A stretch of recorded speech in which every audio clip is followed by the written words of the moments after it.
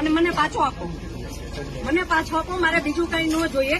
આજ પછી કોઈ દિવસ કોઈ વોટ જ નહીં કરતા. જો આપણી ગવર્મેન્ટને પોતાની સુવિધા રાખવી છે, તમારા પાછળ કેટલા વીઆઈપી હોય છે, કેટલી ગાડીઓ હોય છે, તમારો જીવ છે. આ ટેક્સ પે કરે છે એનો જીવ નથી. આ છોકરાઓનું શું, આનું ભવિષ્ય શું? આને ડોક્ટર બનાવી છે, આને એન્જિનિયર બનાવો છો, હું કઈ રીતે બનાવીશ? નહીં, મને ન્યાય જોઈએ. મારા છોકરાનું ફ્યુચર ખરાબ ન થવું જોઈએ.